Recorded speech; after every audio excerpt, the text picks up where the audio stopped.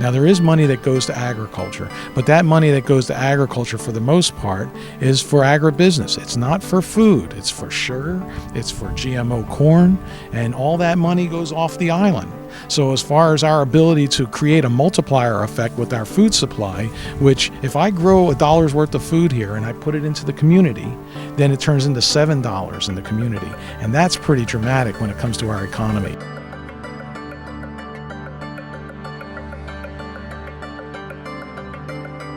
The economy that's vibrant around producing. Right? So we want the tourist, we love the tourist, yeah? But at the same time, we're creating a tourist experience that isn't truly what they want, what they come to Hawaii for the most part to see.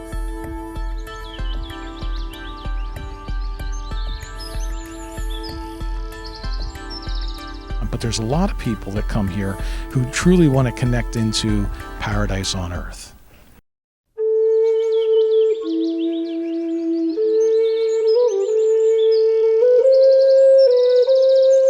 And so we want to take it back to that time when people actually took an active part in their food and growing it and having access to being able to eat those healthy things. In Maui Nui, if you look back historically, our native populations were sustainable here for hundreds of years. You know, we never had a Matson barge that was bringing us food. We were able to live off of the land, and part of that is actually the land being healthy enough to sustain that, and the community being invested in agriculture.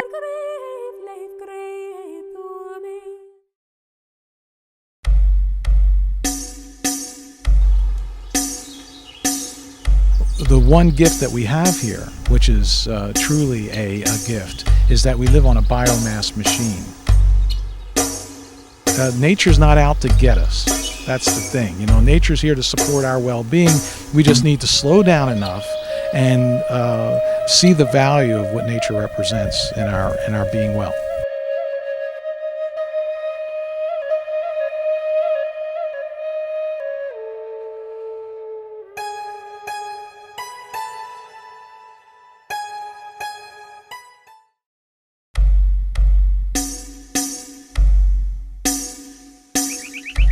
One of the most exciting things that happened during the Communities Putting Prevention to Work grant was the purchase of 2 new SNAP EBT machines.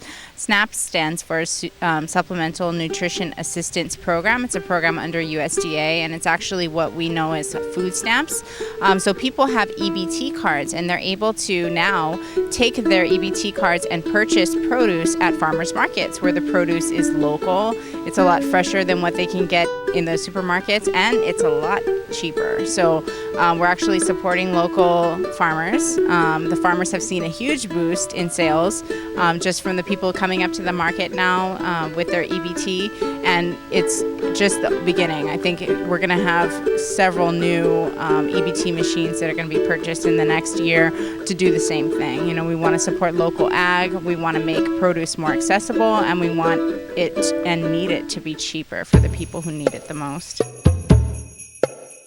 Keeping the money here local, people buying from our local farmers, supporting our local farmers, helping them stay in business so that we can maintain sustainability on Maui.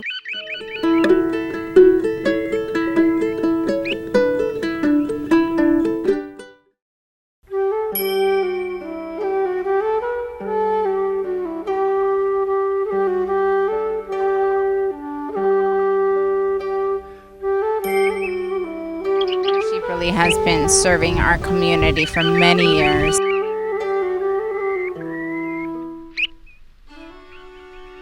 I looked into it in 2010, and I got the audit that is actually done that shows the specific areas of Maui and how much assistance is being provided. It was 400 and some people, and a year later it had tripled to like 1,200 or something. I don't have the exact numbers, but just in a year's time there was a really high need. We've even noticed that there's community involvement because we rolled up and there was bags of papayas here just waiting for Feed My Sheep. And so the community gets involved with it also.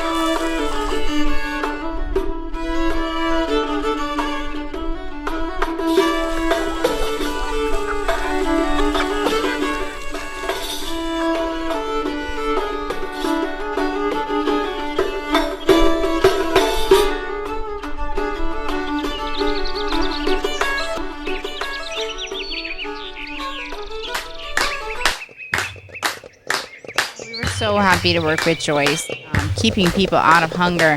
And recently they wanted to shift their focus to health and not just addressing hunger, but addressing really long-term community health. And if you look at the people that need assistance, that need free food, they are actually exhibiting some of the highest health disparities in our community. You know, they have the highest incidence of diabetes and high blood pressure and obesity, directly related to the food purchases that they make. You know, high carbohydrates in rice and salmon, spam, high sodium, all of these things contribute to long-term community health disparities. And so Feed My Sheep said, you know, how can we get more produce to our people? And they started reaching out to farmers and to farmers markets and getting produce donated to their distribution sites. And what we did was partner with them for the Communities Putting Prevention to Work grant to actually get an EBT machine back to the SNAP and EBT farmers market idea of getting fresh produce, local produce out to the people. The Feed My Sheep group has now an EBT machine that they can use to generate some revenue from the sale of their produce that goes back to both sustaining their program and purchasing produce. So from serving the community, you know, with food that maybe was keeping them alive, literally, we're making a shift to serving them food that is going to keep them well and contribute to long-term community wellness. And we're so excited about that. I know that Feed My Sheep is going to continue to expand their distribution sites where they offer produce, and they're actually selling it for 1/4 of the value of the commercial produce. So where they're getting it donated, they're selling it at 25 cents on the dollar, which makes the produce that much more affordable for the people that truly need it.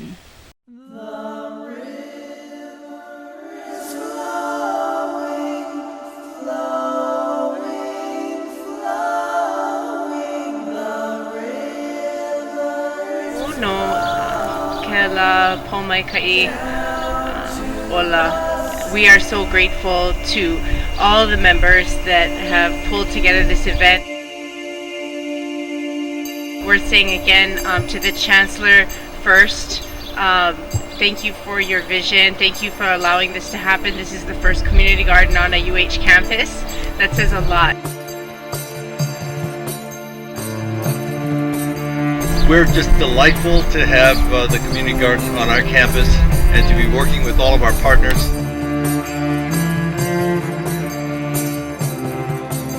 Thank you to all of the leaders in this organization.